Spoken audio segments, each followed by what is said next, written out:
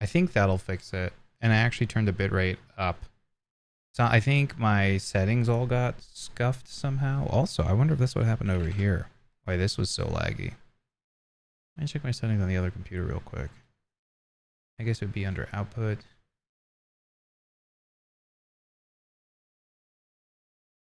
No. That one was set right.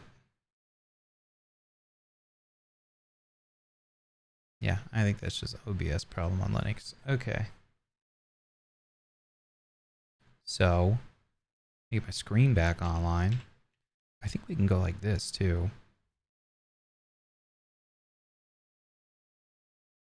That's not popping through. So let me do this. Turn it off and on again. Uh-oh.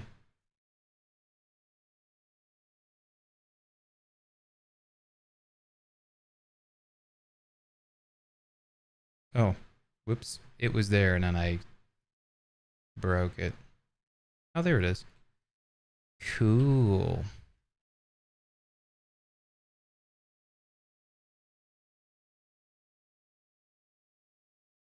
All right. I think that should fix the performance issue. Correct me if I'm wrong. But I don't see any warnings popping up now. And we're back at 6,000 kilobits for our bit rate. I think everything is okay here. Gonna load it up and see if I look like I'm jumping around. Wait, keyframe interval.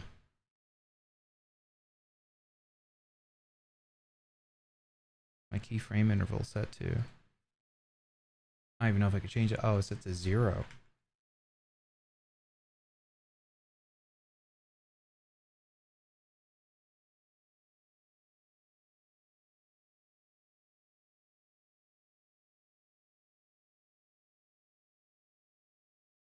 Is it still choppy? I think I have smooth motion. I just look like a weirdo bobbing my head back and forth. Okay. Yeah. I think everything's fixed now. Now let's just check. Check Twitch real fast and then YouTube.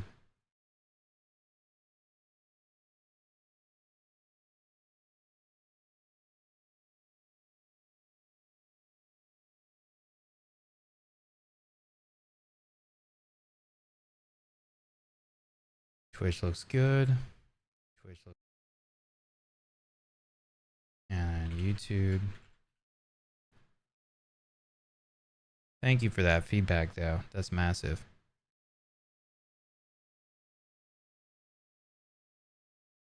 Okay. Twitch looks good. YouTube looks good.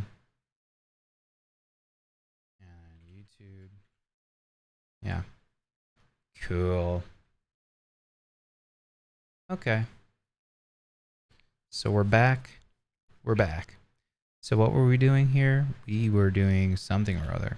Let me go look here again. Right, I did something with these buttons. Oh, I added this all state to try to make the mouse switching and keyboard switching work okay. Which I never quite fixed over here. I guess I could say else. It was not a mouse motion, right? Or actually, let's do input event mouse. Yeah, just input event mouse. Oh. Sorry, that's in this one. Mouse motion. It should just be mouse and then else.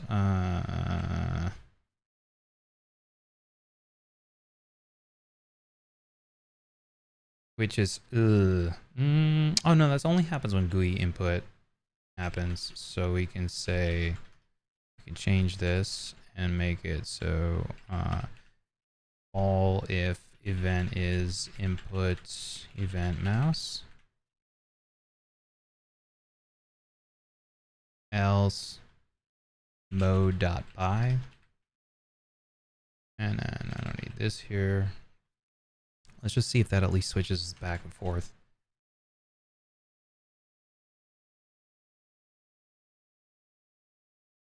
is not switching us back and forth. ¿Por qué?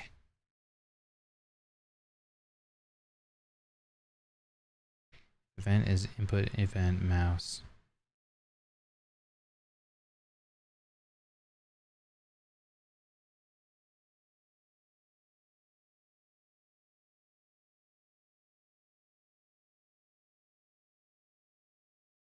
Right. GUI input switch mode.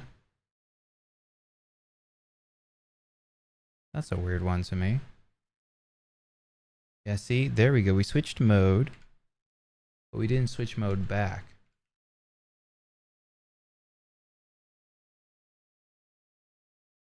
The heck?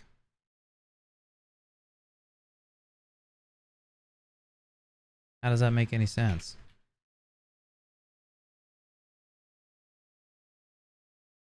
Oh, my switch mode.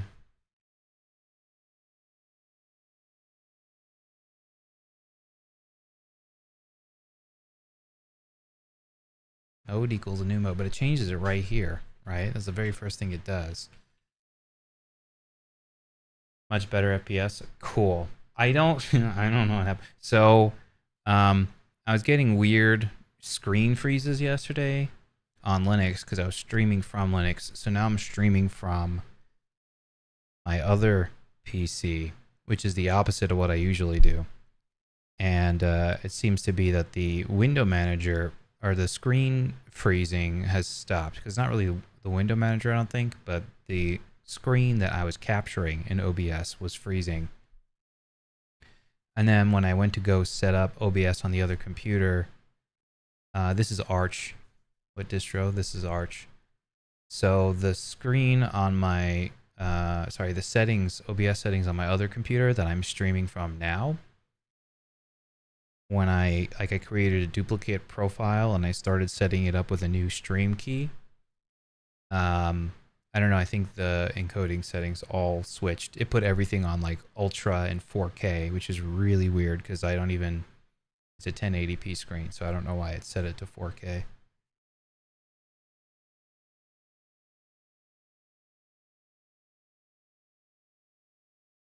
So yeah, just weird stuff. So switch mode all if event is input event mouse, else it's by. But when we set it to by, right? Let's do, so I think there is a way to get a string value from an enum here in Godot. I think if we say mode subscript mode, is that right? That is not right. Only string or string name can be used as an index for type shop screen.mode, but rescreen, okay. I gotta look this up because I don't remember. Godot get enum name as string. Keys. Oh, okay. Dot keys and then subscript. That makes sense. Okay, so it treats it like a, almost like a dictionary. Mode dot keys subscript new mode. And that should be fine. So we'll go here, we'll run it again. See, it's calling switch mode new all, but when I hit the keyboard, it's not going.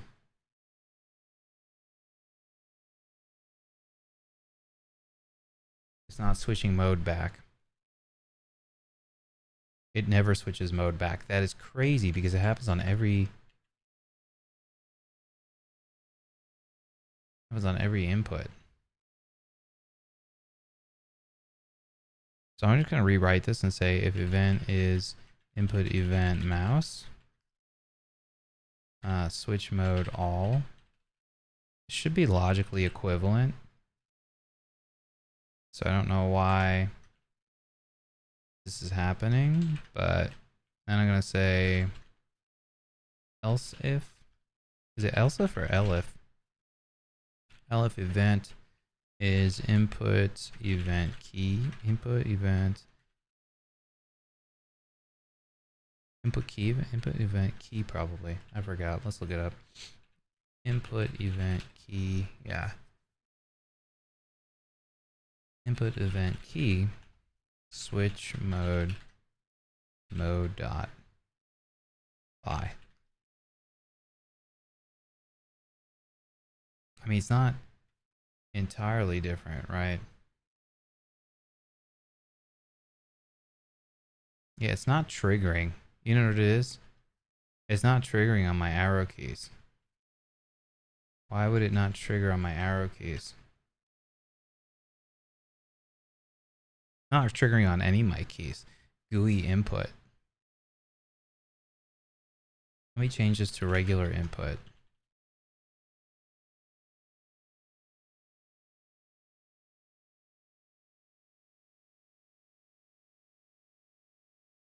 Oh, now it doesn't call the one for mouse. That's wild.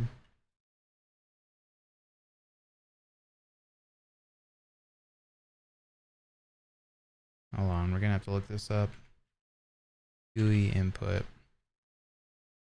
A virtual method to be implemented by the user. Override this method to handle and accept inputs on UI elements. Also, see also accept event. Click control to print a message.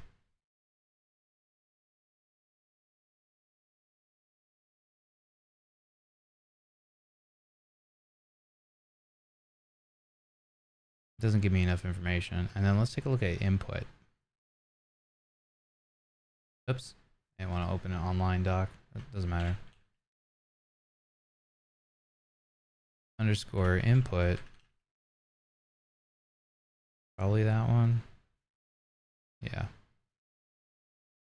Called when there's an input event. The input event propagates up the tree node until a node consumes it.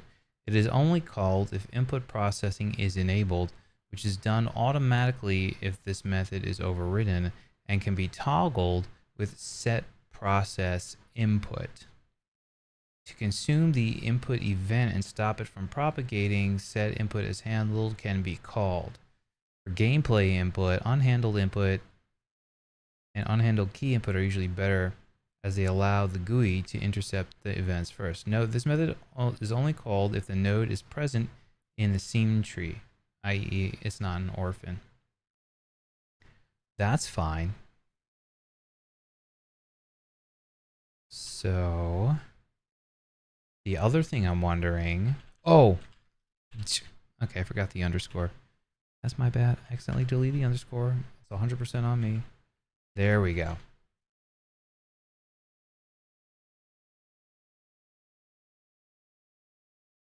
Nice.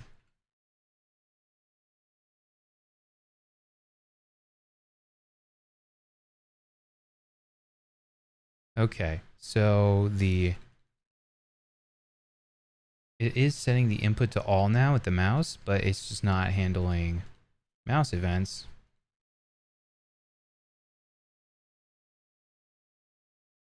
The way we would expect it to.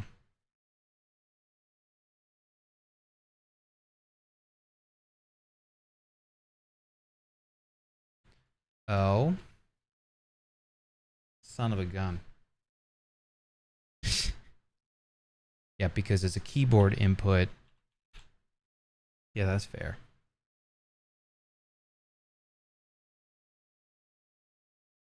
Switch mode by. But hang on a sec.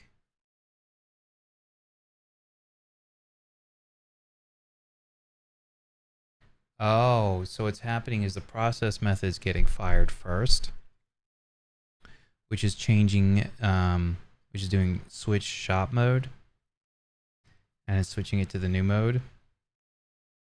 But our input event is happening after that, which switches it back to buy. So we're kind of in this weird infinite loop.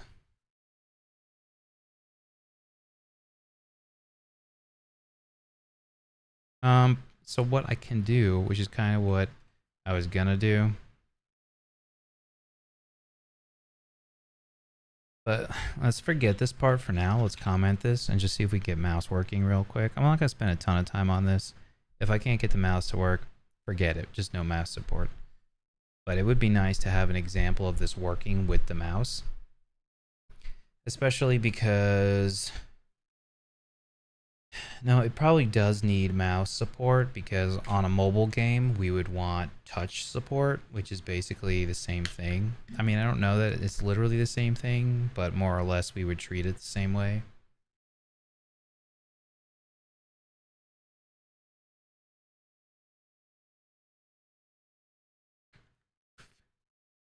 So, and the way we would handle that down the line is when I switch mode here, I will set, I'll have basically two mode states. Actually, hang on.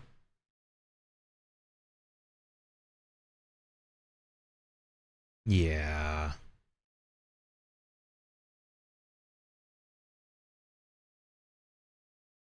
Yeah, it would be last state or something like that. We would put a second one and set it to last state or something like that, I think. Almost gone. There's only 5 more of these left. Wait, hold on a sec.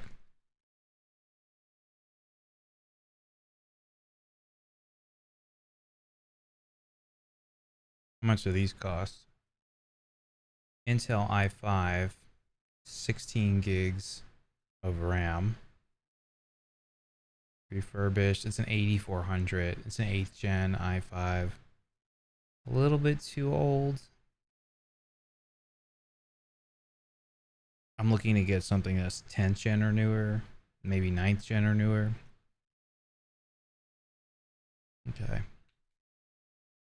Looking into some home lab devices I can use.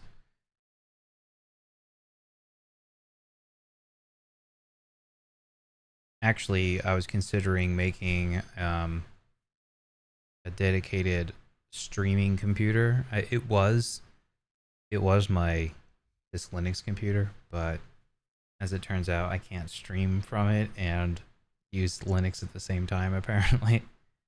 I can't do screen capture anyways. Which maybe we just look into, because there's other people doing it, so maybe I just look into why that's happening later, but this is good for now. This is a good solution for now.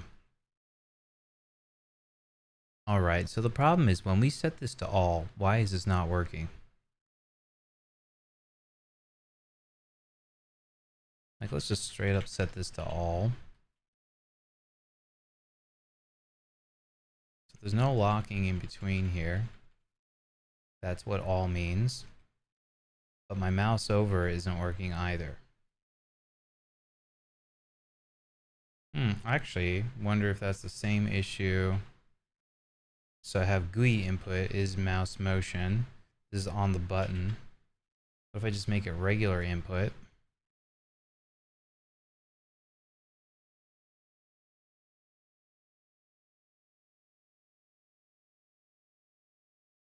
No, it still doesn't work. And let's double check item button. Let's check the hierarchy real quick.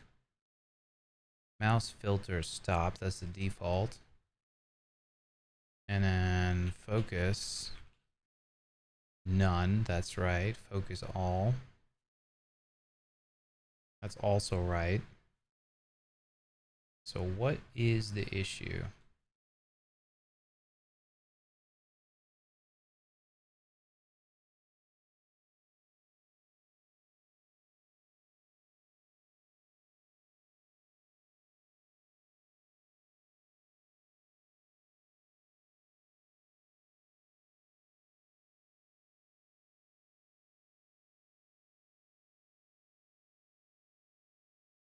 Now, that's a crazy thing to do. It's not getting input. It literally is not getting input.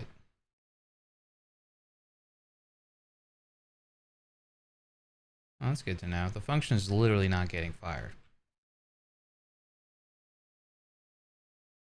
Mouse entered connect. This was button.mouse entered connect. So this function does nothing. Item button extends panel. Oh, because this is on panel. Right, so this function is not gonna do anything. That makes sense. So this is dead code because panel's not gonna accept input. Right, right. The other thing that we could do, so that didn't make anything work. Nothing we can do is go back to input, and I'm just gonna comment out this mouse entered thing for now. And we're gonna go here. We're gonna set mode, focus mode, all on the button. I'm still, oh wait. Oh, sorry, I am getting inputs. I didn't realize I had my thing filtered. So let's turn that off. Run it again. Oh my god, it's so much faster, dude.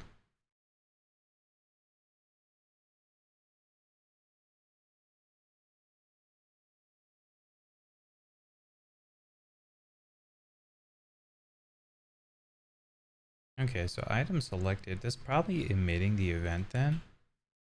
It's got to be emitting the event. And probably, let's do this also.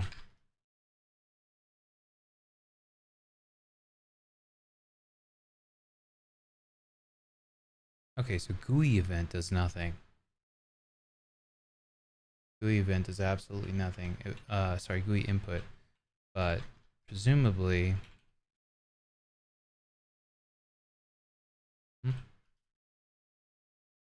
presumably regular input would work.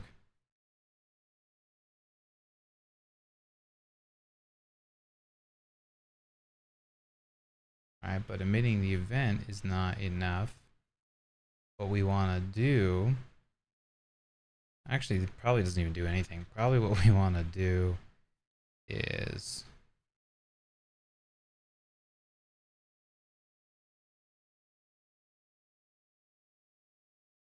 button.grab focus.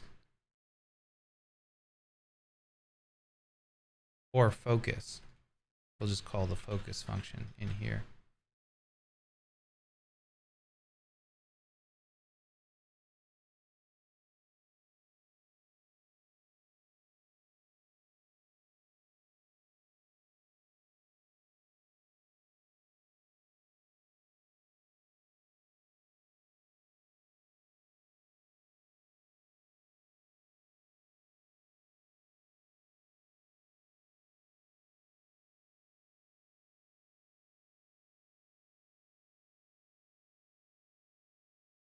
Item button focus.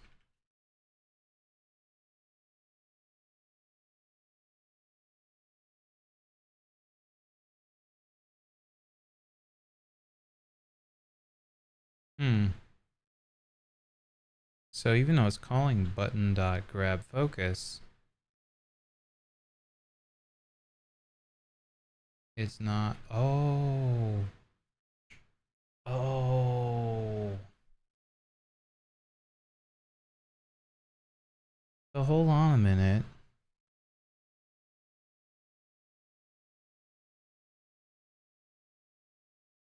So I think what's happening, focus first button, where does this get called? It gets called in ready, and it gets called over here. Oh, it doesn't get called on mode switch. I was thinking what was happening is it was focusing the button every single time it was switching modes back to this. Switch mode, but it's not switching to mode because if it was switching to mode, it would say switch mode also. Yeah, and switch mode only happens once. So hold on, let's just do this. I'm going to comment out this entire function for now. Right, because we're starting in all. But for some reason, when I move the mouse,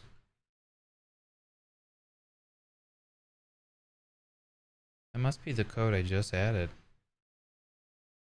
The focus is changing.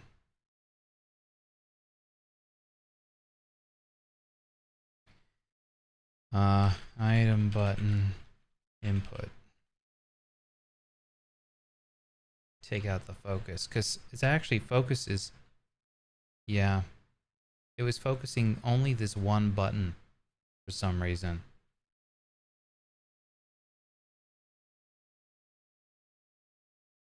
So, because every time I move the mouse, the focus would jump back to that first button.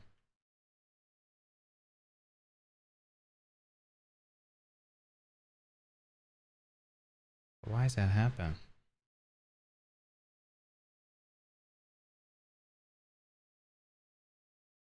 Item data.id.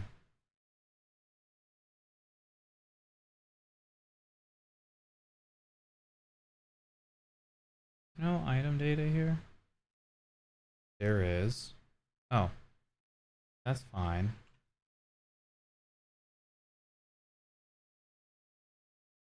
If item data, else empty.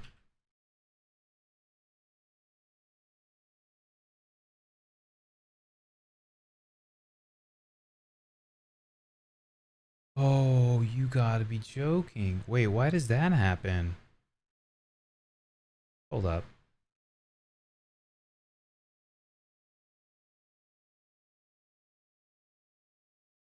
So what's happening is every time I mouse over one button, every button's mouse over gets fired.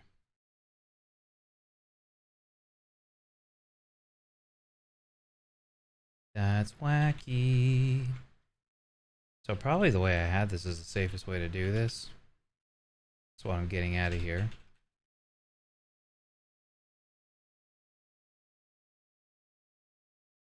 Oh, item ends in 14 minutes. Oh, wait, hold on. This is a computer I wanted. Dude, it's up to $340 already. $30 shipping. 14 minutes. Can I? Bummer. I wanted to get an alert later. I guess I'll set my own timer.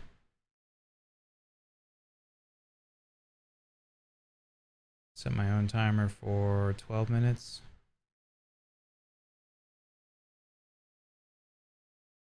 Yeah, that should give me 2 minutes.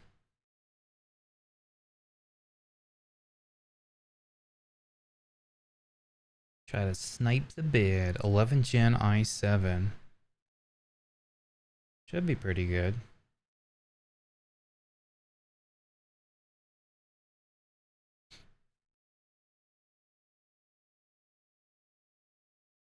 This will replace the old iMac that I have that's getting dusty. The really old one. The 2nd gen i7, I think. I'll probably sell that one if someone wants to buy it. Okay. So.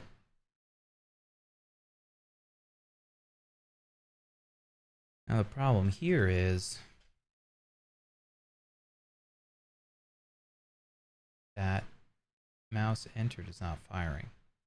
So I think we have to troubleshoot that. Button.mouse entered. Back to my browser. Godot mouse entered not firing. It looks like I looked this up yesterday. Due to separate common initial, primary cause that child node and scene might be intercepting event calls. For instance, rich text label or color rect. The mouse filter set to stop. To ignore or pass can resolve the issue. Oh, so maybe my panel was working before.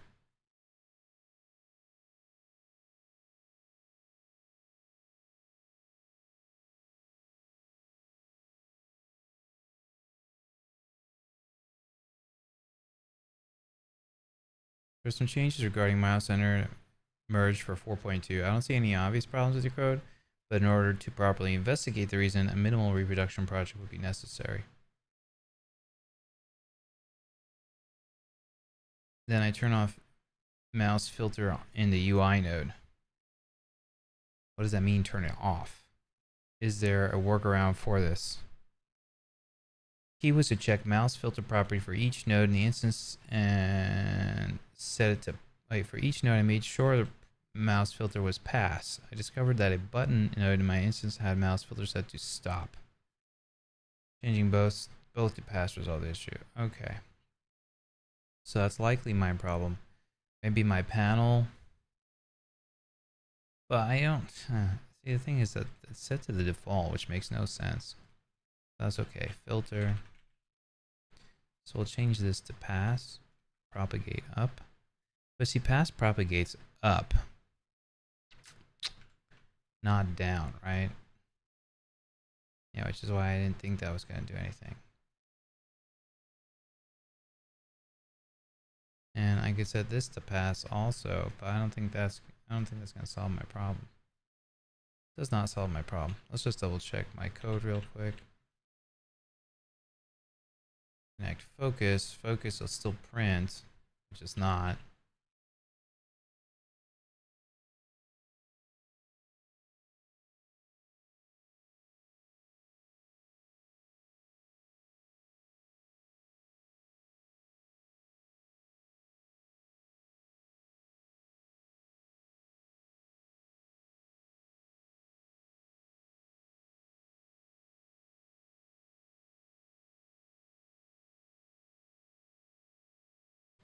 Button of focus dot focus. So calling focus clearly works, but mouse enter does not.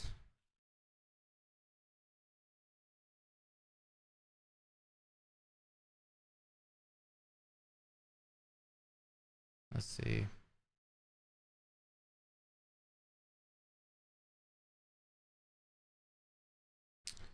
Maybe something with mouse entered, panel, Godot not working. Maybe something to do with the panel.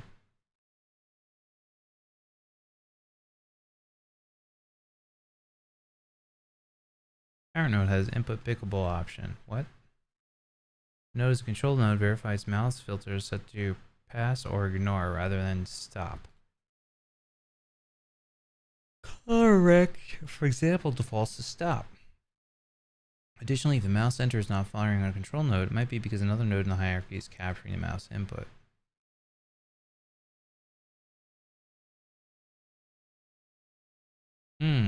Hold on. Okay, so if another node's capturing the input, maybe is the fact that I'm overriding input over here. That might be what's breaking it. Right? Let's check it out. No.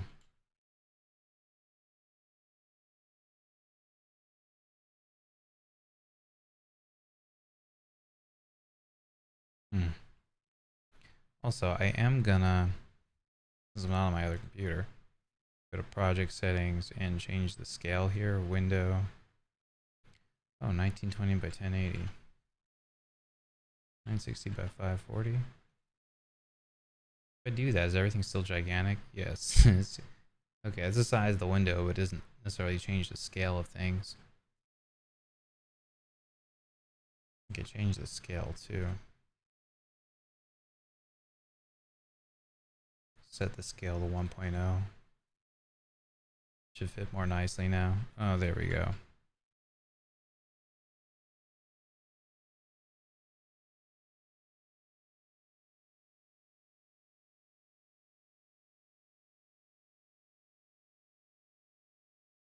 Change the filter back.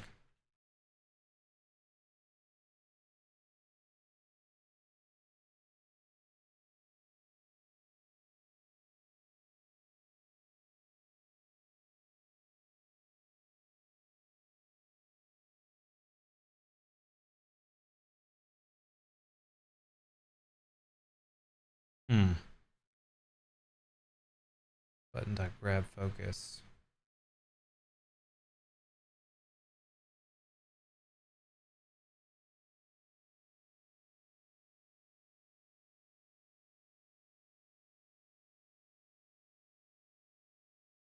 I can also try to do a git bisect and see what commit broke it. It's probably the one where I added the keyboard stuff. My guess.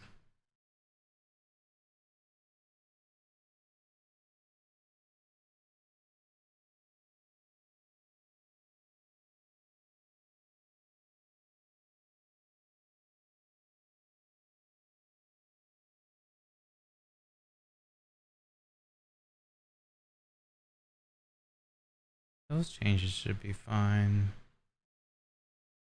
Yeah, so I guess let's check this out.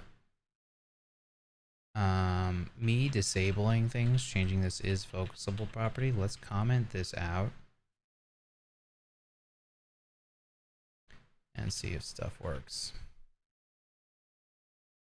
That doesn't work either.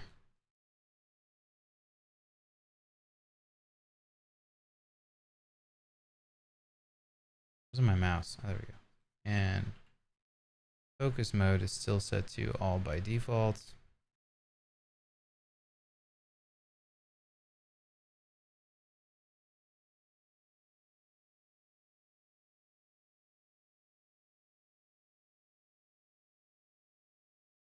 Is focusable.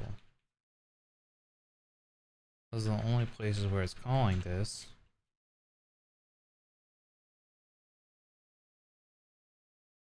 Alright, so this should kind of be back to square one here. Like we're switching states, but it's not doing anything. Huh.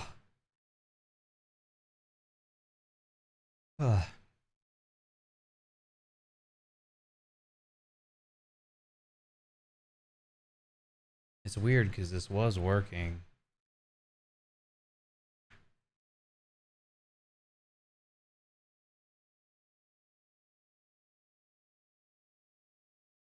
Let's try this one more time, but I don't think it's gonna do anything. And then I'm gonna just do a git bisect. Nothing. Okay, I don't want to do this, but I guess it's not the worst thing. So let's do git stash. I don't remember how to do this off the top of my head. So we're gonna Google git bisect. I think it just automatically does, oh, start, okay. To begin, and marks the known bad commit. I know it's like a binary search, basically. Let's just see how it works. Oh, git bisect, okay. Command use a binary search algorithm to find which commit in your project's history introduced the bug. You can use it by telling it a bad commit that is known to contain a bug and a good commit. Then git bisect picks a commit between those two endpoints and asks you whether the selected commit is good or bad. In fact, git bisect can be used to find a commit that changed any property of your project. Fix the bug or benchmark performance to improve, blah, blah, blah. To support this more general usage, the terms old and new can be used in place of good or bad. Or you can choose your own terms. Okay. Git bisect start, okay.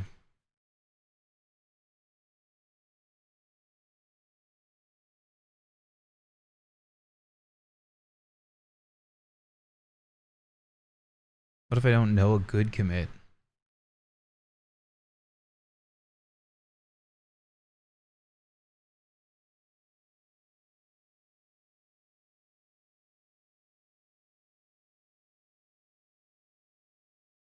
Oh, to see the currently remaining suspects in git K. That's cool. Git bisect visualize.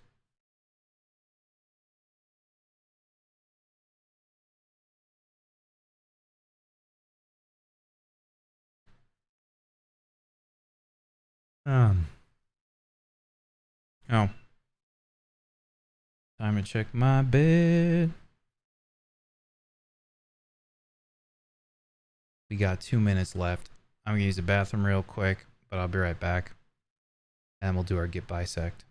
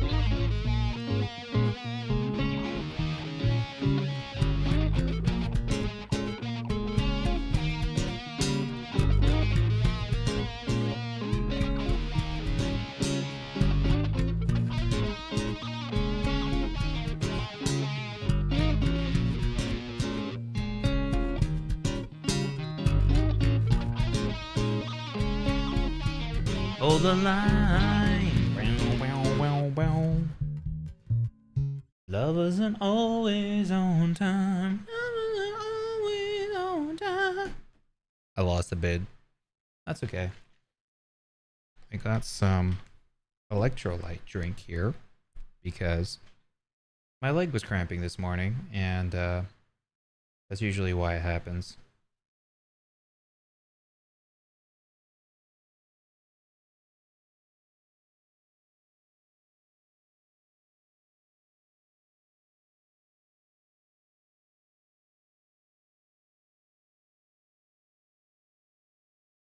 I'm gonna try running this just without a bad and just see what's going on. Git bisect, start. Oh, it's waiting for both good and bad commits. Reload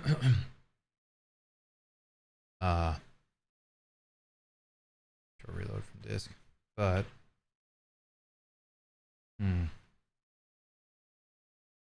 I guess you have to find a good commit first.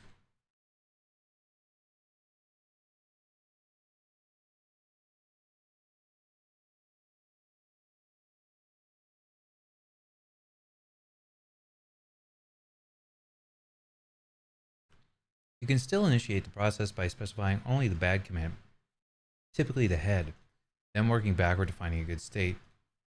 A practical strategy involves starting the bisect session with start and bad, then manually checking older commits.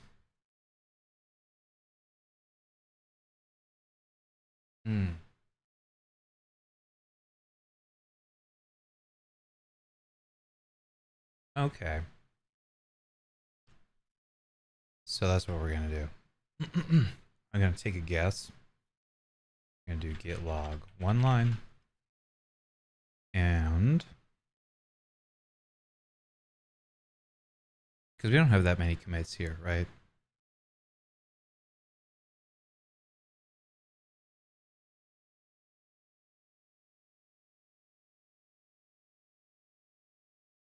Add basic notification. Unable to set shot mode from mouse. Oh. Wait, fixes. Unable to set shot mode.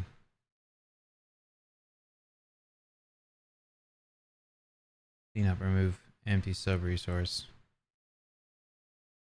No UI yet. What?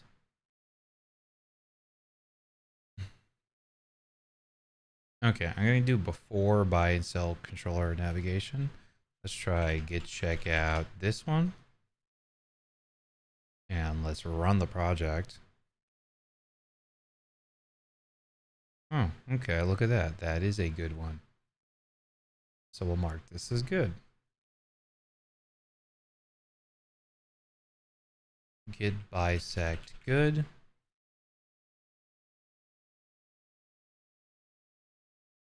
Go back to head. Now git check out, is it main?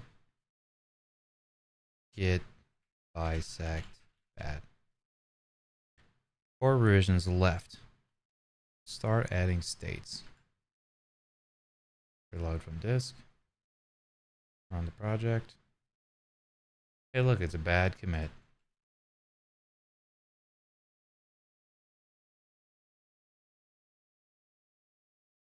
Git bisect bad.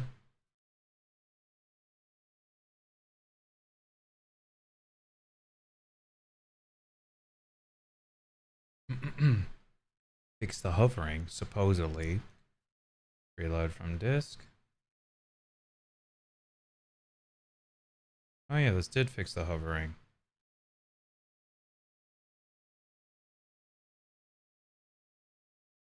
Git bisect good.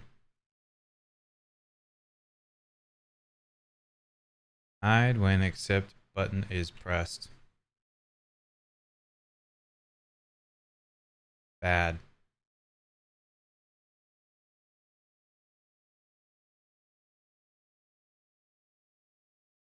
Git bisect bad. 0 revisions left. Add basic notification cannot be dismissed yet. This is also bad. Oh, no way. I might know what's happening.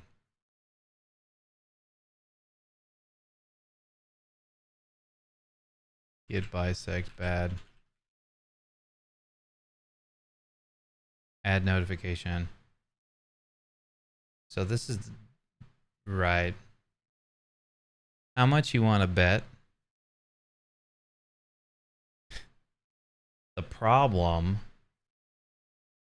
is... Wait, I don't even see it here. Oh yeah, this.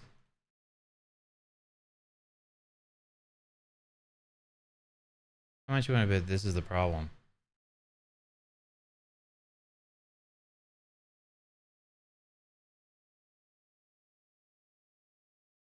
No, it's not. But it was a really good guess. It was a really good guess. Because you see what I'm getting at here? Even though this wasn't visible, my thought was that this UI stuff here was invisible and covering these other things and still accepting input, which maybe it is. So hold on.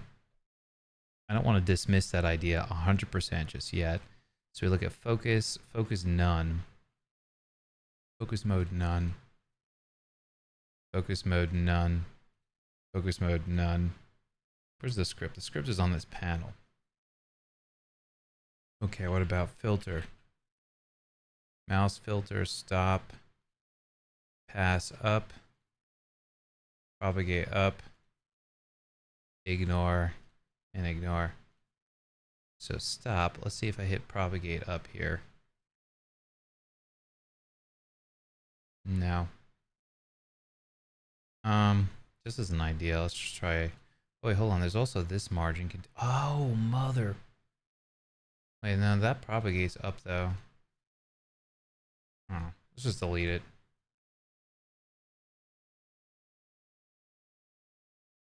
Yep. Yep. Okay, so something to do with this. So this, okay, I forgot this margin container's here. This margin container covers the entire screen. So I was kind of on the right path with this one, but it's probably not from this one. It's probably from this gigantic one here. So mouse filter and focus mode, none. What does none do? Node cannot grab focus. Okay, well that's fine.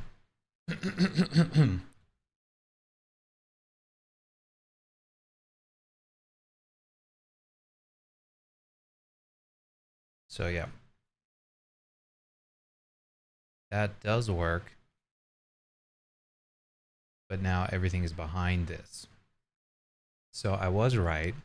It is something to do with this margin container and the mouse filtering.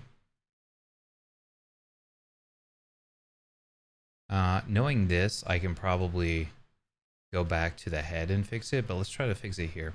So filter ignore. What does ignore do?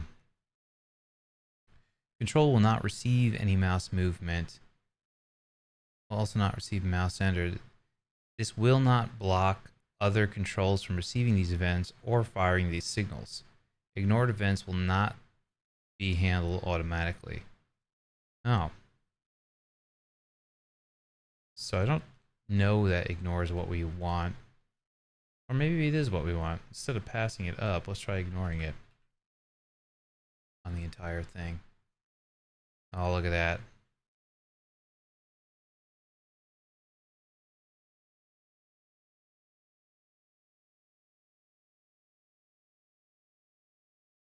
Yes. Okay. Look at that tricky little bug. Okay, so git checkout main. Git reset hard. Git checkout main. Gotta spell the branch right though. Reload from disk, and now we should have all our fancy lolly nonsense here. Okay. But now the only change we're going to make here is go to margin, set this to ignore. Bum, ba, bum, ba, bum. Who's amazing? I am. Oh, and this thing doesn't give a shit about focus modes. It just focuses it anyways. So I might not need this all state.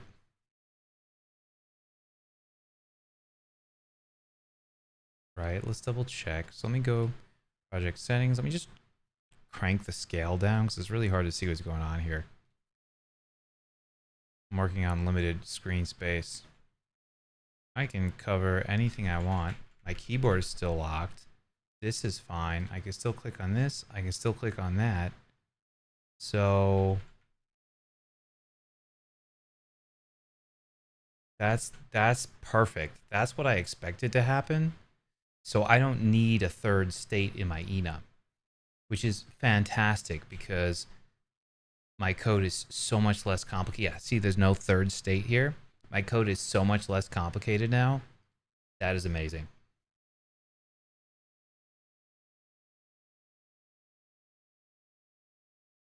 It just works. It just works.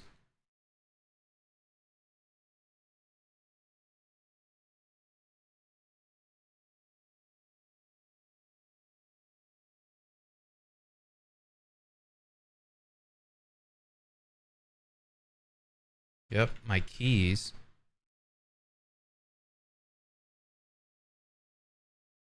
Oh, what? Oh, I must have wrote code for this and I forgot about it. Yes, I did. I did. If I look here, that's what these loops are here, right? Item selected, yes, and it binds mode to sell and buy.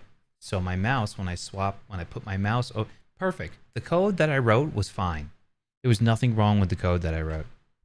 The problem was me adding that margin container and not realizing that the margin container was going to suck up all of my mouse events because it's overlaying the entire screen and literally eating all of my events. So that's it. The showing the message done. Let's just double check that everything works the way I want it to. One thing I possibly thought of here. I don't have a way to dismiss this that's not on the keyboard. So what I could add, if I add anything, on notification, there's probably something in process. Yeah, UI accept, right? Is action, just press UI accept. So I might want to make a mouse button for UI accept. Does that make sense? Like mouse click? I don't know if it makes sense. Let's try it out. Yeah, it does. Sick. Okay, so the other thing that we wanted to do, but we had all these other bugs. So let me do two things here. First thing is, let's commit the T-scene change, mouse filter equals 2.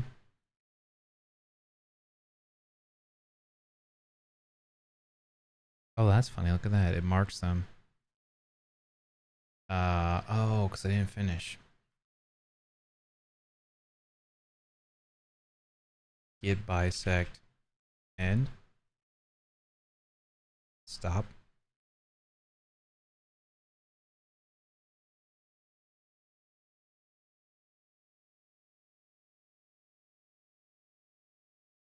Is there a way to finish a git bisect?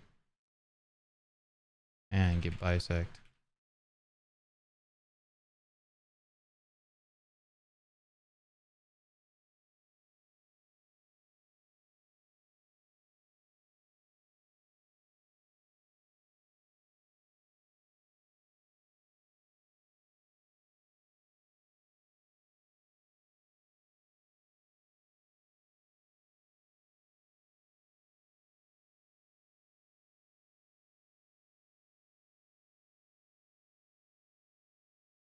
Hmm.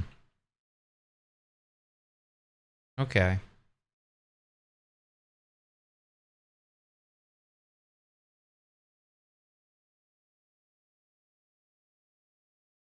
Lovely. Git bisect is a wonderful thing. I don't know how to make my ref log look better because now we have these current good pointers. I might just be like that for eternity, but that's okay. I'll look up how to clear that later. I think we're in a good state that I can just... Wait, what did it say? Be sure you want to reset git bisect. Oh. I don't know, I did it through the GUI somehow. I just hit escape by mistake. Okay, so this is going to be shop, fix, mouse events not propagating due to margin container overlay. Cool. Then here we're going to add this button.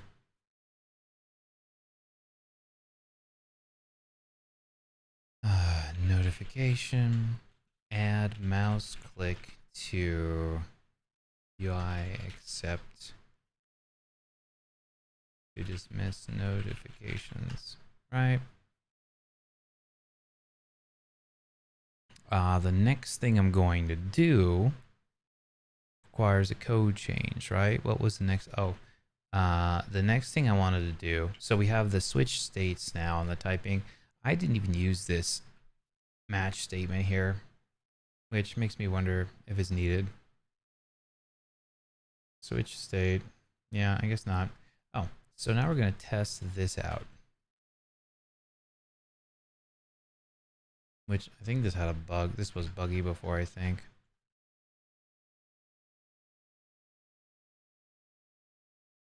Hello, Pack. What's up, Purge? Yeah, because it's skipping that state for some reason.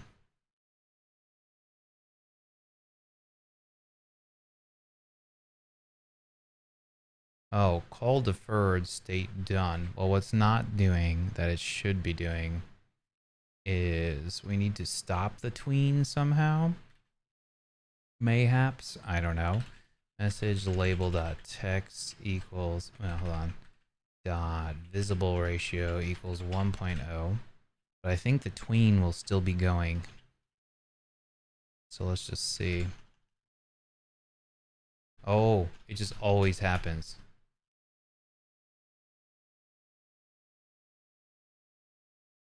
So this one, I'm actually really kind of bummed out and perplexed by this one. I don't know if it's happening. How are you, bro? Long time no talk. I'm doing okay. Was doing a little bit of Overwatch late last night. Almost got my alt account DPS back into Masters. What are you up to right now? So working on a shop mechanic for my game. This is just in a separate project right now, but the idea is it's kind of like a throwaway project. Do it separately and then figure out how to add it into the game afterwards.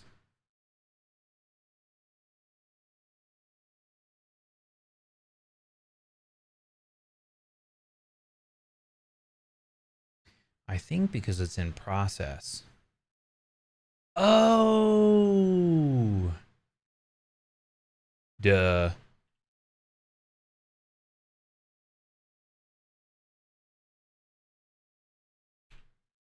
That should have been very obvious. Wait, hold on. Yeah, that should have been very obvious. So I was checking the current state first in the process. Basically every frame update was checking the current state.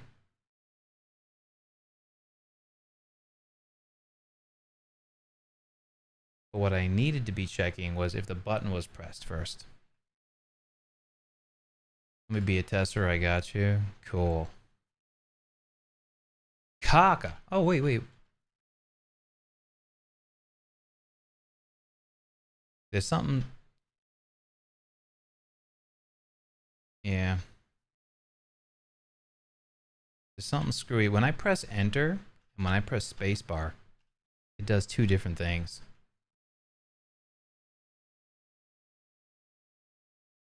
What's the game about? I'll show you in a sec.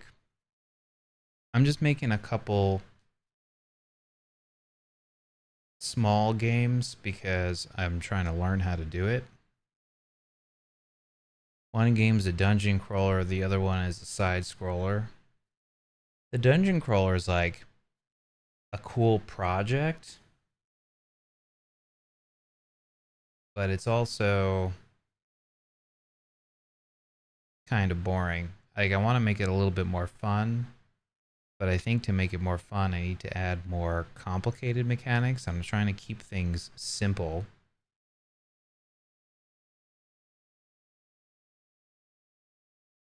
UI accept. What is the deal with this, man? Oh, call deferred done. I might be able to just switch state done. Yeah, I'm not really concerned about the uniqueness yet. So there's two problems here. One is that enter and space do two different things. Don't know why. The other is that this doesn't seem to do what it's supposed to. Tween callback. Yeah, that. Okay. Wait, is this grab focus thing needed here actually? Might be. I don't know.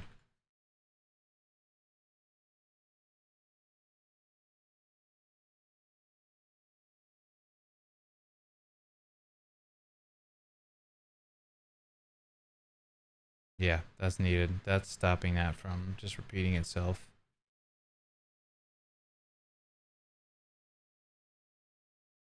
So that's fine.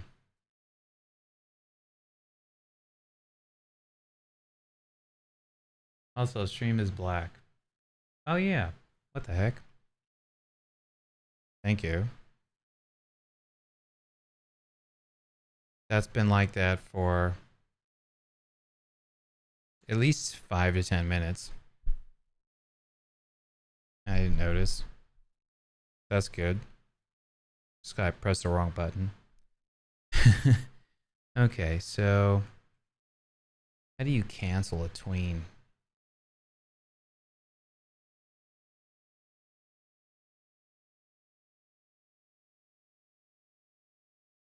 Kill, I'm guessing.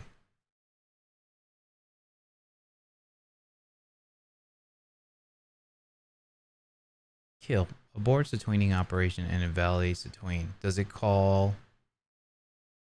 Animation can be resumed by hitting play. So if you kill it, does it still call the callback? Because then maybe I just need to call it, right? Switch state.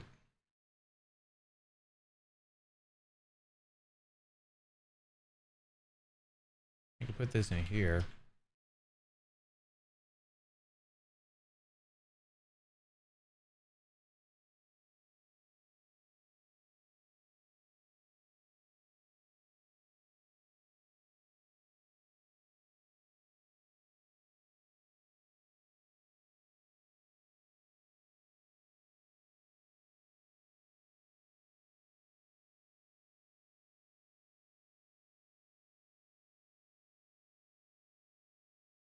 Yeah, this idea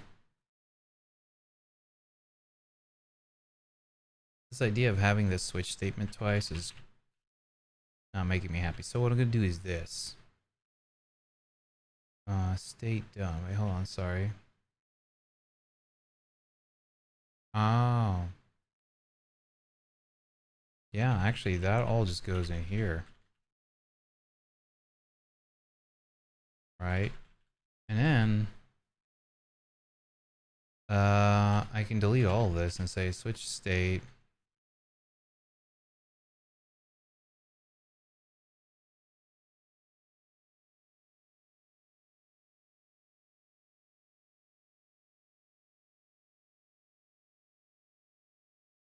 I think that works,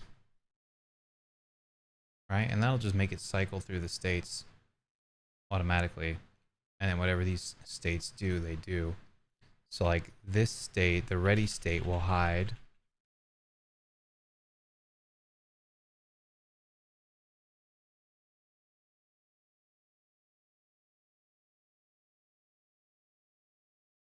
Oh yeah. I think the ready state does this. Switching to the typing state should just change the cursor. Oh, which happens up here anyways.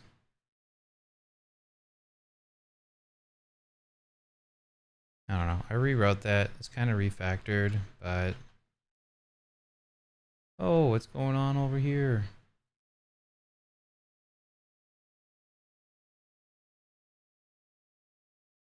Error calling len. Value of type int cannot... Oh, right. Because I did len on state. What I meant to do was state dot. That probably has a size. Yeah. Did I just accidentally spit a date in here? Okay, now good.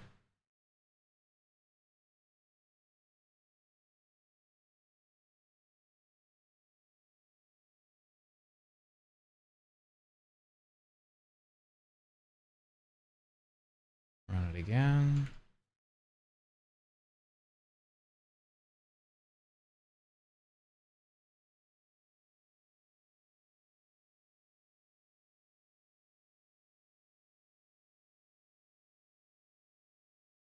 Well, it's fixed now, which is good. Thank you. Thank you for letting me know. You guys saved my butt twice today. People watching. First guy told me my stream was freezing, and then you told me I was showing the wrong thing. So I very much appreciate everyone being here. Also, I'm starting to think that my screen's too low.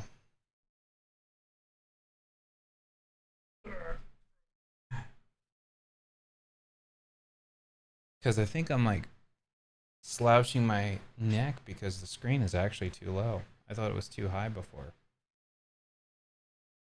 Maybe a little bit lower than that.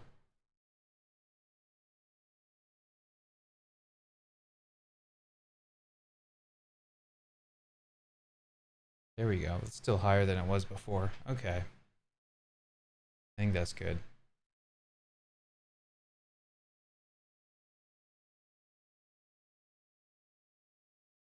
Okay.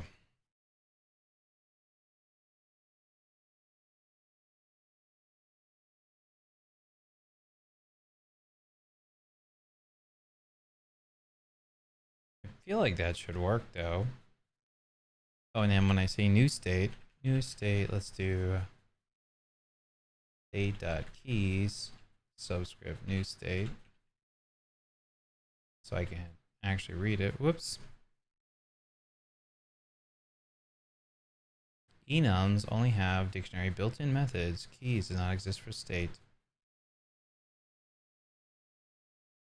Key, sorry. Keys, plural.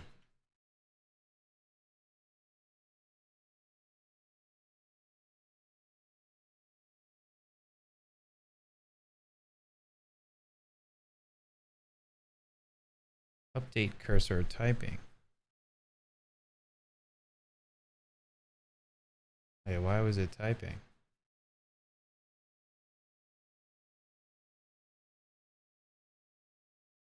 Oh, because I hit enter when it was not visible. Good to know. That's also why this is not working. Wait, what's the issue here? Oh, there we go. So the other reason why it's not working is because I forgot it's still processing input when we can't see it. So is visible in tree. Returns true if the node is present in the scene tree, its visible property is true, and all of its ancestors are also visible.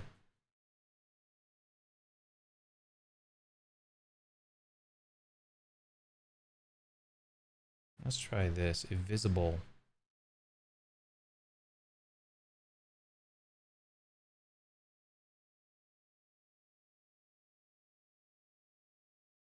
Update cursor typing done. Done.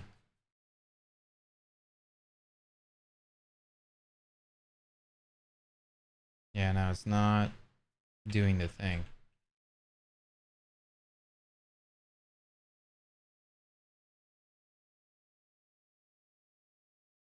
Var next state equals this.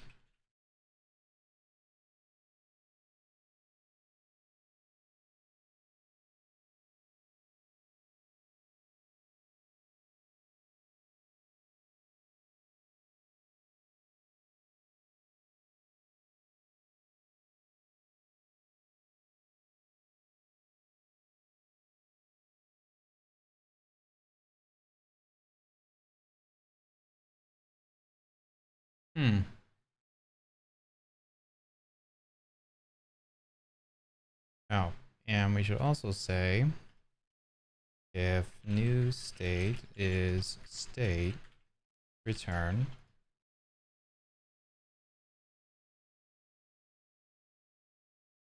And we want this to happen immediately.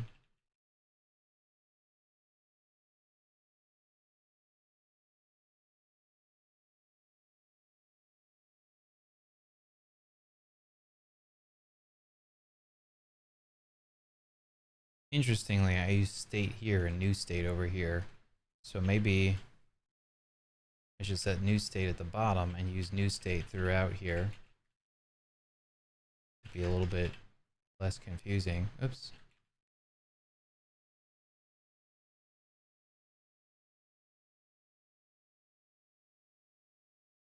The new state is ready. Right.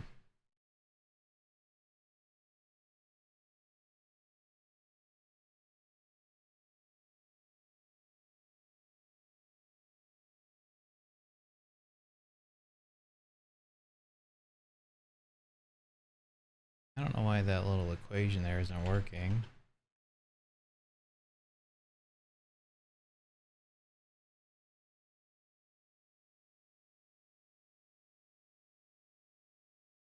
It did it all in one frame, which is wild.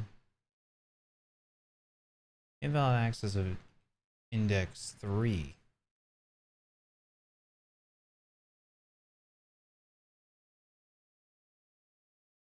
That's exactly what the problem is. I think is doing some order of operations thing. It's not just reading it left to right.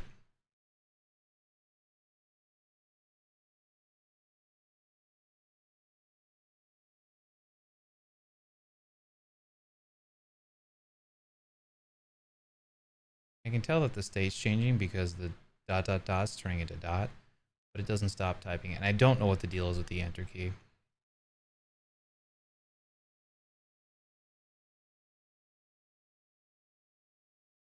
So that's fine. That fixes that issue. Can inline that. Then the next thing is, how do we cancel this? We need a reference to the tween. Oh, we have it. There is a way to rename. Oh, sick. New name. Underscore tween. Well, we'll leave it. I don't want to do too many changes at once. And we'll just say tween.kill over here.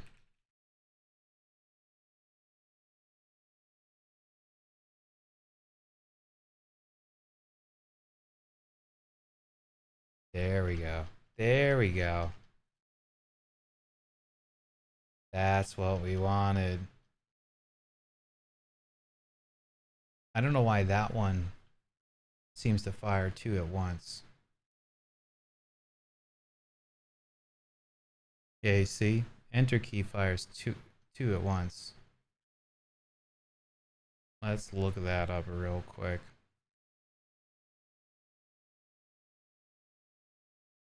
Godot, UI accept enter fires twice.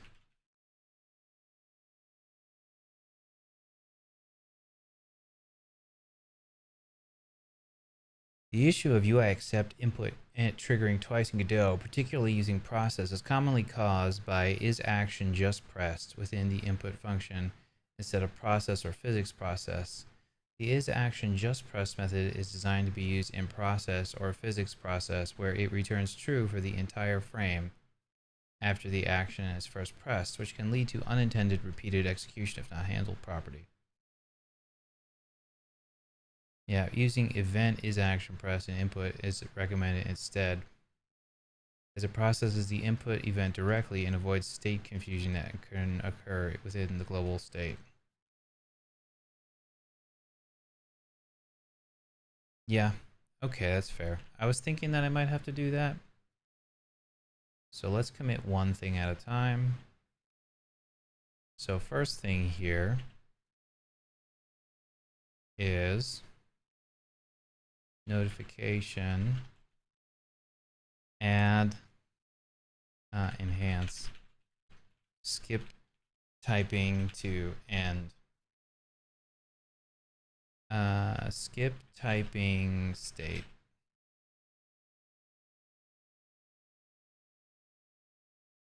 Or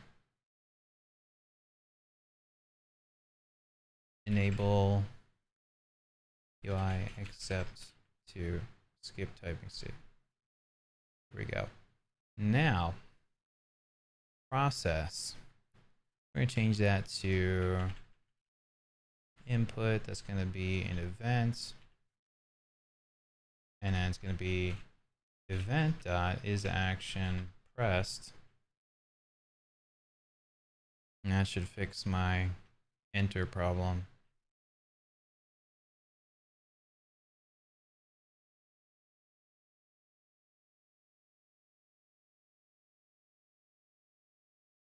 Okay. So for game input, use input. For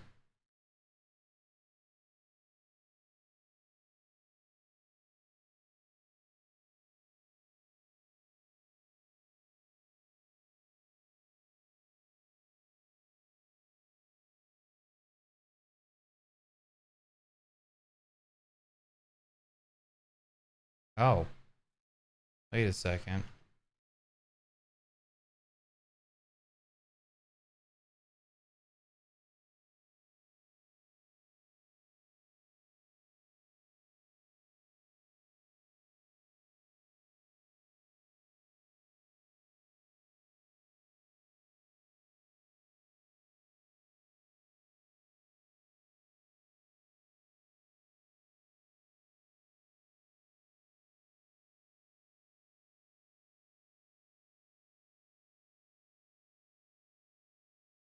That's tricky. I guess the other thing I can do here,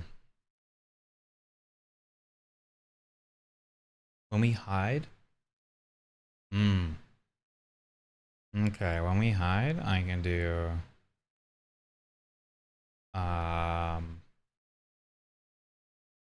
message label. There's probably a better way to fix this. But what I'm thinking is, oh, we can get rid of this print. There's a better way to get rid of this, more than likely, but what I'm thinking is, and this might not fix it. We hide. We should actually, oh yeah, that's right. Message label dot text equals empty string. And then a new state typing. If message label is empty string, return. Oh. Dot text is empty string, then return. Do not change states if there is no text to show. I have a feeling it's going to happen anyways. I was trying to create like a locking mechanism here, sort of. Yeah. But it's happening. It's happening because I know it's happening. You probably don't need to do this.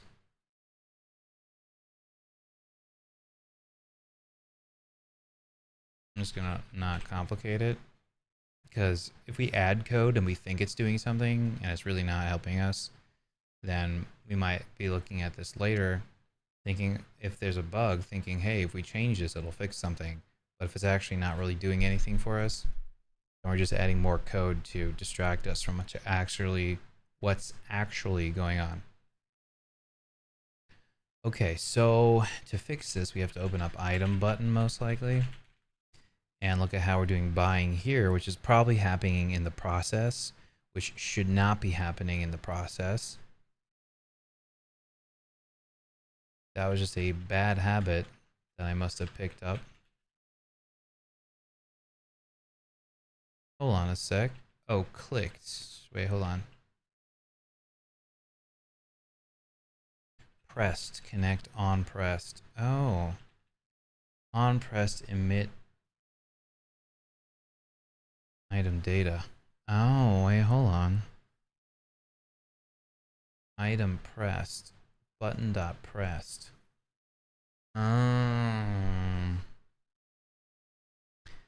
So what I think is happening is we're firing pressed again. Right? To test that, I'll do item button pressed. Item data.id if item data, else.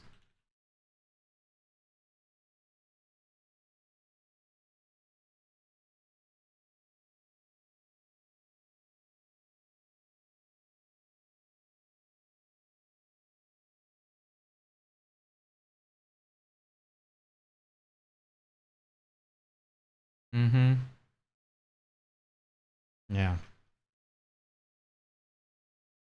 But if I click on it, it goes away. You see that? So, well, actually, I think I know why.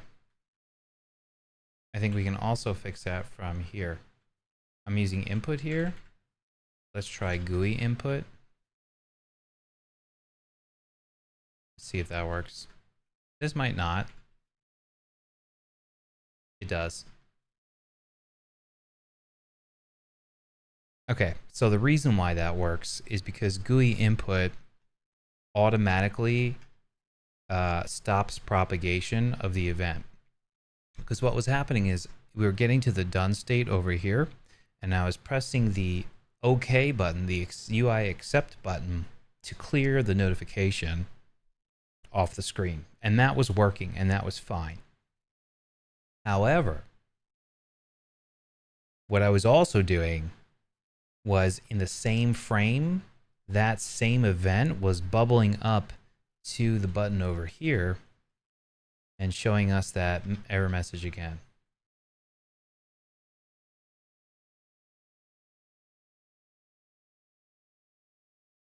Very cool. Very cool. So I think that fixes all of the known bugs. We can discard that. And then this fixes the issue. So I'm not going to commit all of this. We're just going to commit the part that fixes it, which is this. That's the only line that actually fixes it. And this is kind of like a cleanup thing that we'll put in separately. What changed here? Nothing that we need. So notification fix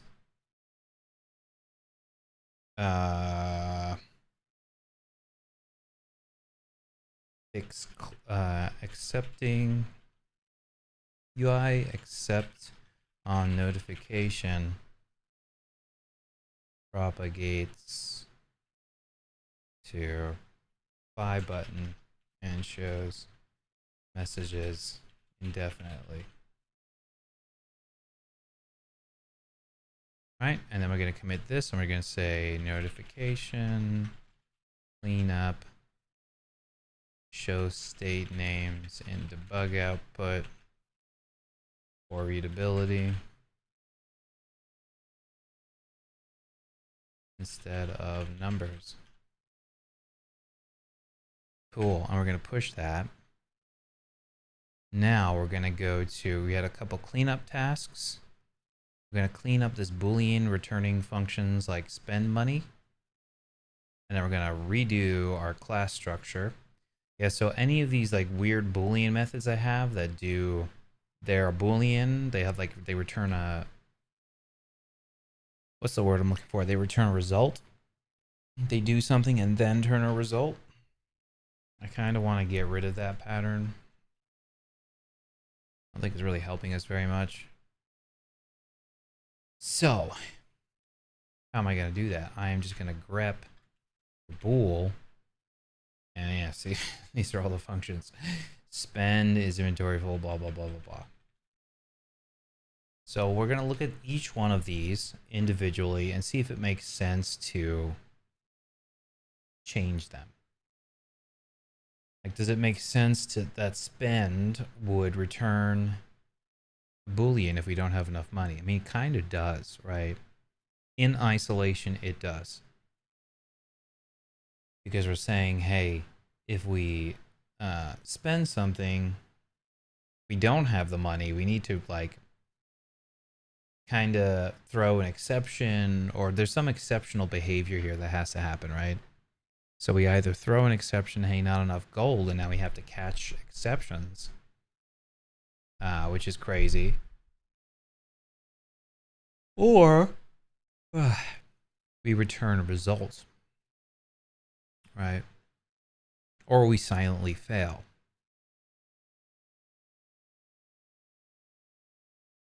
See, the problem with having a result is that it doesn't guarantee us. It doesn't guarantee us anyways.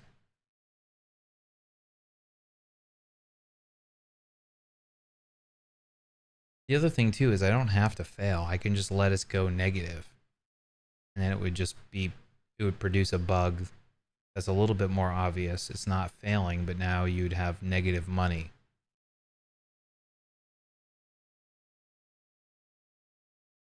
That might be the better way to do it.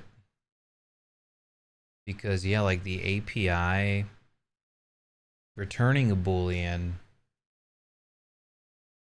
signifies, hey, you should check the return result, but there's nothing in the compiler that forces us to check the return result. Like, we can ignore it, and I don't even think it shows a warning.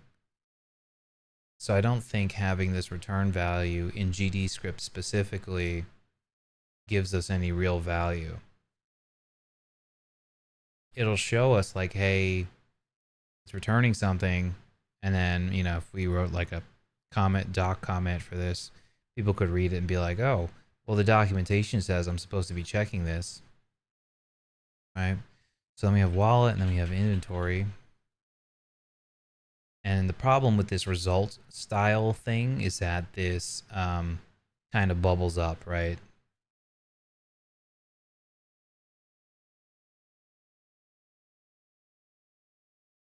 Add item bool. Is that true? It doesn't force us to,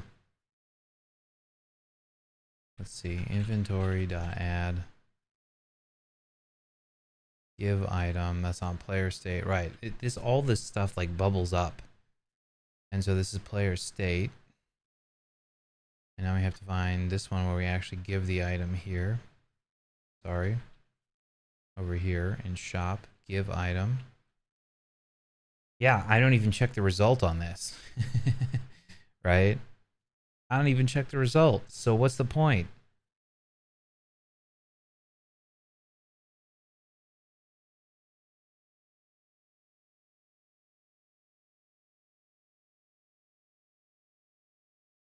Yeah.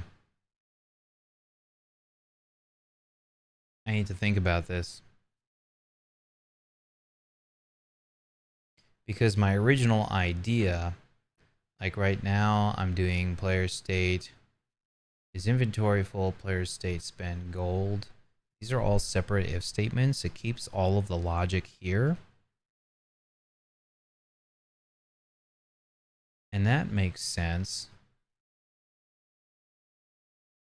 On the other hand, if I go to inventory,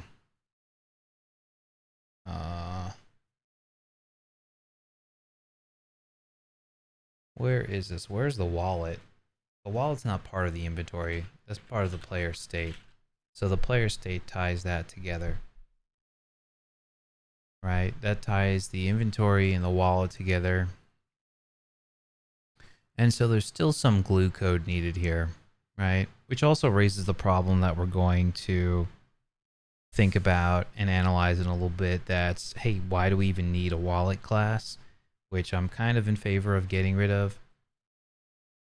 It'll create a bigger inventory class, but I kind of think that's okay. I don't really see that as being much of an issue. But I have to see what it will look like after we change it. So something we could do here, player state. Okay, being that this is player state, we're saying here give item, and then we're saying spend gold, and we're just kind of forwarding these functions to the underlying wallet implementation and the inventory implementation. But we could have a function here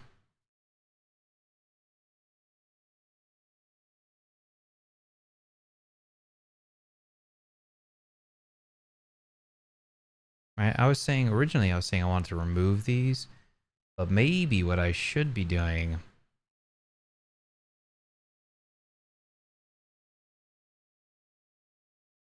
is encapsulating that in player state and then adding a function. Let me just make sure everything's committed. Yeah. So here I would say function by item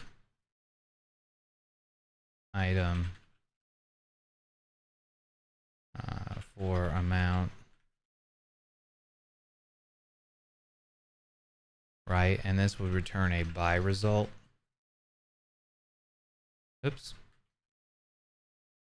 And then here we would have a buy result, or shop screen mode. We could add the enum here. Enum result, inventory full, player state. Or it could be part of the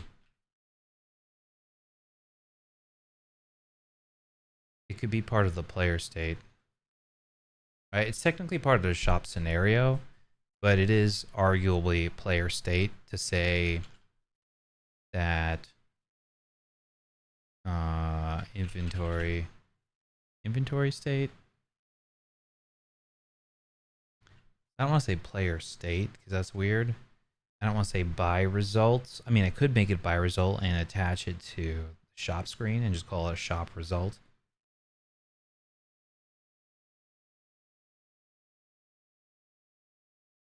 Yeah, I'm gonna go with that because I think that's the most simple. Because I can't think of what I literally just can't think of a name to put it in player state. Because it would be like wallet inventory state or just inventory state, right?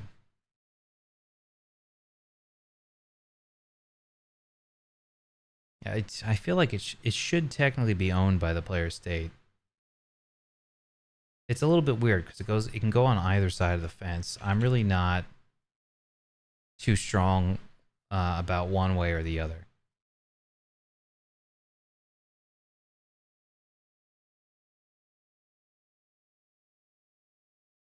I'm gonna put it as part of the shop screen, and I'm gonna call it a buy result, or I'm gonna call it a result, right? Inventory full, insufficient funds, not enough gold. It's actually shorter than insufficient funds. Inventory full, not enough gold, and success. I'll actually put success first because that'll be 0. And what I can do here, ooh, I like this. I like this. So yes, I like this. What I'm going to do here is I'm going to say, so I have this result here, and then is inventory full, spend gold. This logic is going to go here in my new buy function is buy result. So player state, this comes out. We can leave these functions public for now.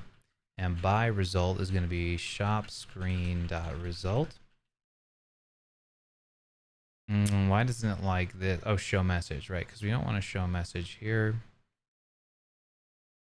Right, we're going to return shop screen dot result dot inventory full. Return shop screen dot results dot not enough gold. And then at the very bottom, our success path is going to be return result dot success. Error over here. Oh, final price. So for amount.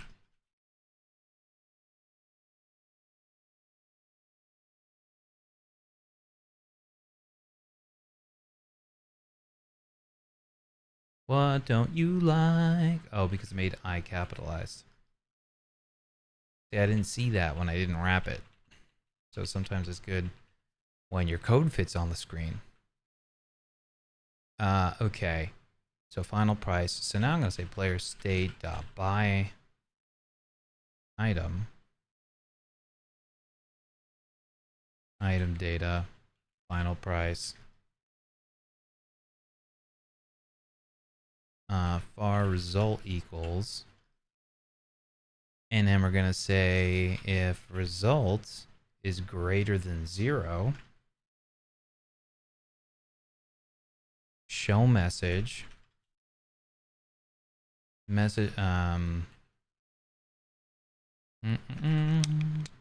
Oh, messages, subscript,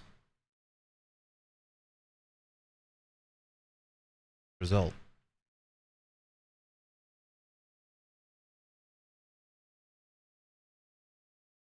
Return. Yes. And then, now it's complaining there is no messages, so let's create them. So we're gonna have, oh, messages. Can I make a dictionary a constant? I think so. Const messages equals. Maybe not though, we'll see. Result dot inventory full. Inventory is full. Comma result dot not enough gold. Not enough gold.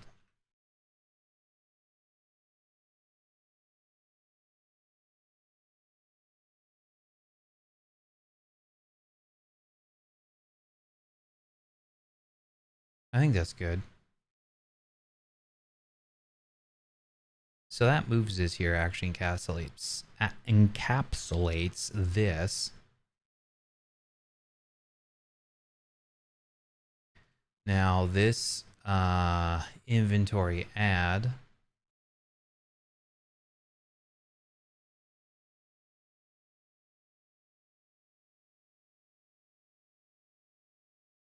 is inventory full. Return is inventory full. Yeah, because I think if we have checks, like if we can ask for permission, we shouldn't do both, asking for permission and then returning a result. It's kind of weird, right? If we had that sort of type safety that like it would be like, hey, you're not using this return value, then maybe that would make more sense, but I don't know.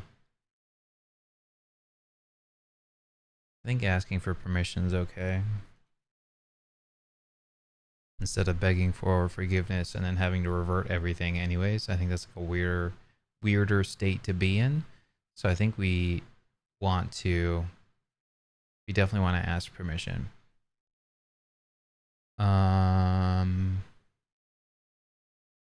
Let's see. I don't remember where I left off, so let's just try.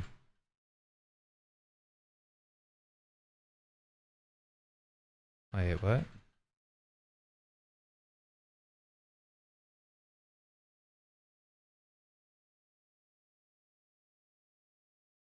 Buy item.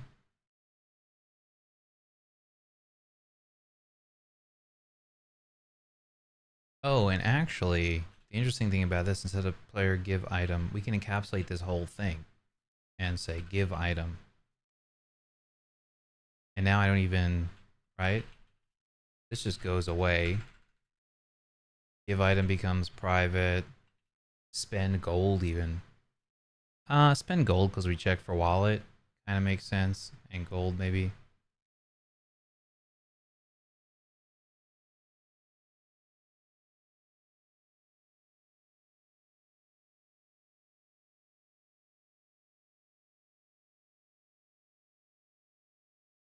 But what's the issue here? Oh, if spend gold.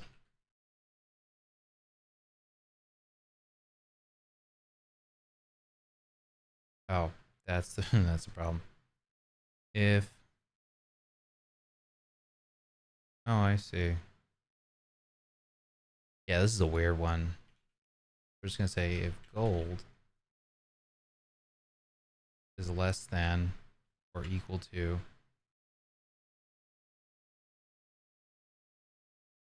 Right now, if for amount is less than or equal to gold. No, is greater than gold. Then we don't have enough gold. So if the inventory is full, it's full. If we, yep, and then spend gold, I think gets deleted, right? And then this is our only wallet null check. Oh, give gold. I guess it's not our only check, but that's okay. It's one less null check.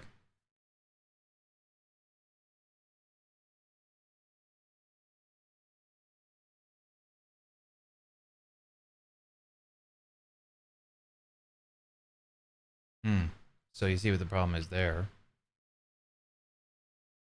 We still have to spend the money. So maybe I put that back.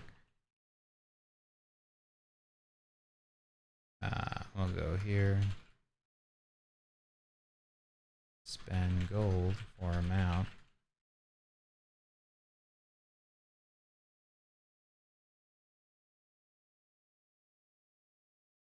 And say if not spend gold.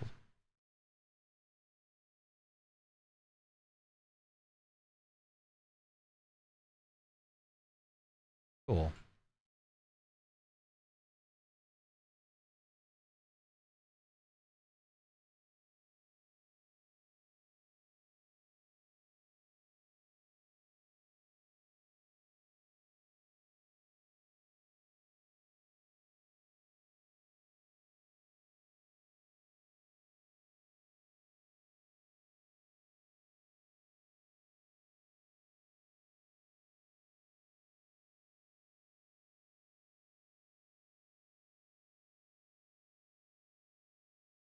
That's cool. Okay, so what did we just do? Oh, we cleaned up that. So we added a result type.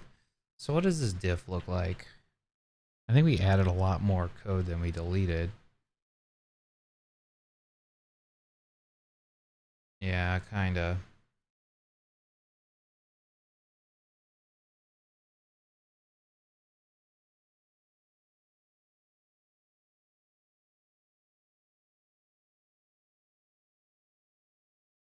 That's fine.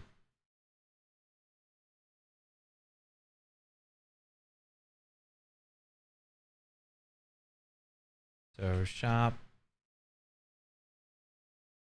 screen enhance use proper result enum, let player state check and manage inventory and gold. And I think like this gold, we'll rename this gold. And this spend gold also becomes private.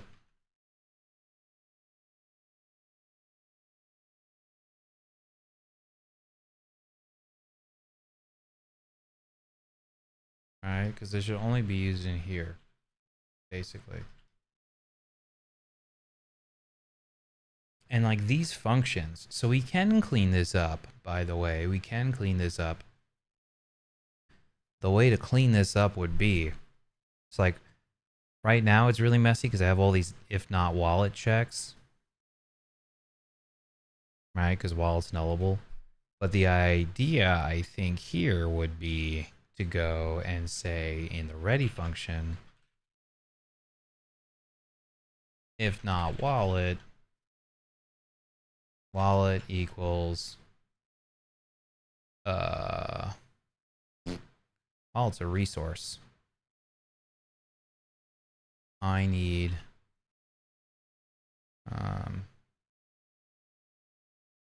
player state. Where's player state?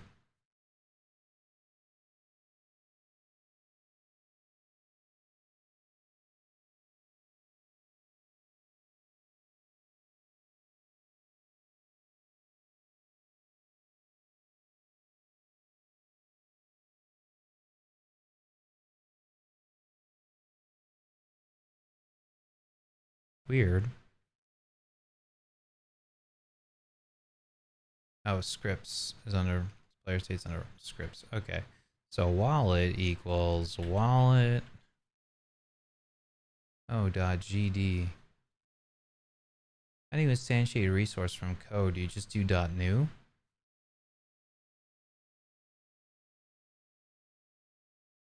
You don't have to do instance for that. And then I can remove all of these functions. Actually, I can just remove the functions outright.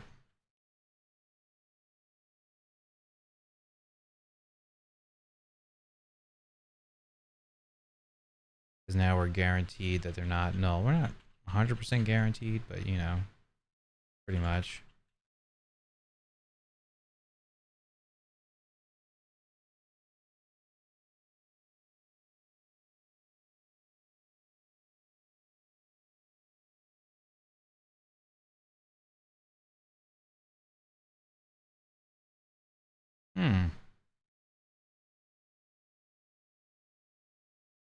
Gold label that text player dot gold. Oh, that's not a function. Oh. Okay. Because it wasn't actually private.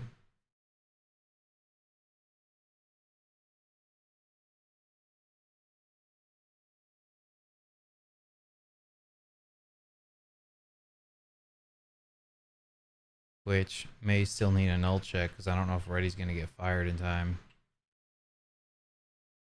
Yep. Actually, it doesn't need a null check, but what we can do is... can I default it to... Can I do that? No, I can't do that. Non-existent. Oh, gold.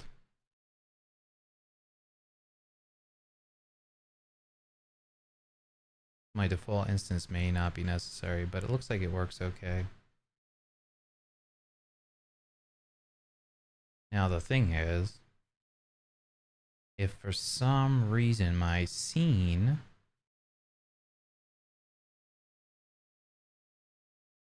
doesn't have my player state for some reason doesn't have a wallet, sick. Not enough gold. So everything just works.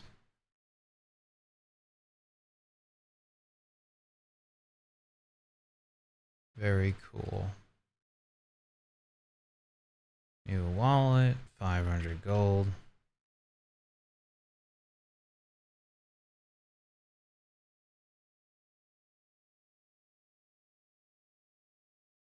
Now here's the thing, I have this extra player state class that I may not even really need to begin with.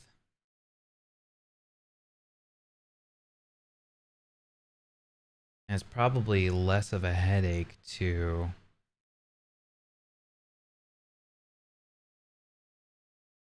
not have it. Let's go here. This we can go back.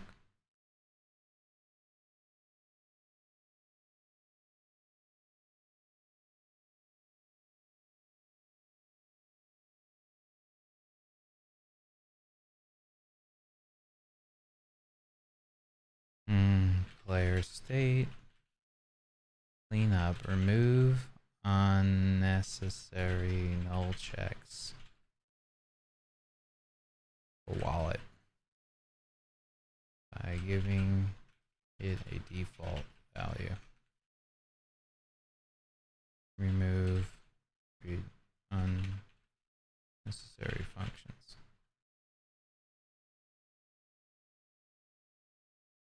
Push that, good. Reload from disk. Make sure everything still works.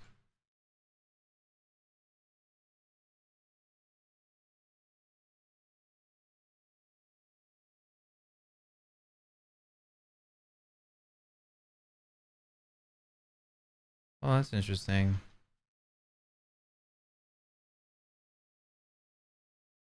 So that's a bug. The S key, probably because it's on process, which I need to change also.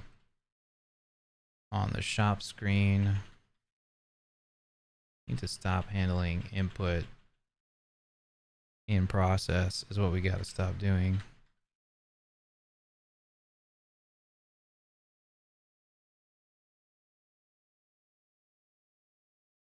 GUI input, event, input event, and then we'll say event is action pressed.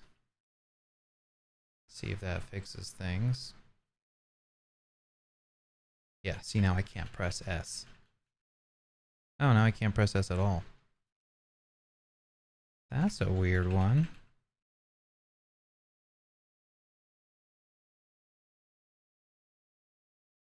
How did that work?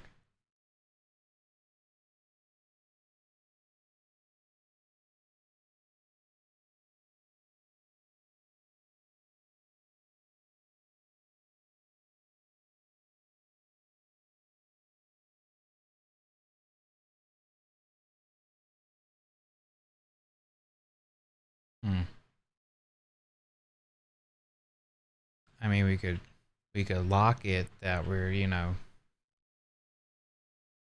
in another mode, like we're in another state where it shouldn't be showing, like a message is showing. But I don't want to add another state. Why doesn't GUI input work?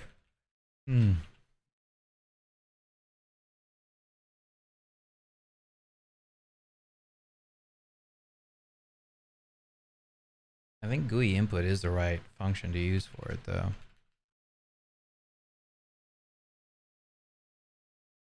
Oh my gosh, I'm losing steam. I need to take a break here. This is good progress, though. I need to look into this bug. Let me write this down, and we'll do that tomorrow or later today if I come back.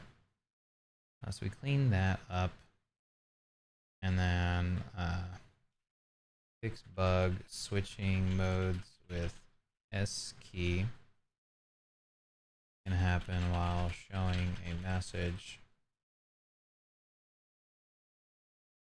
Why doesn't GUI input read the key? How else can we fix it? Right? Okay. So I'll leave that for maybe tomorrow. I got to do some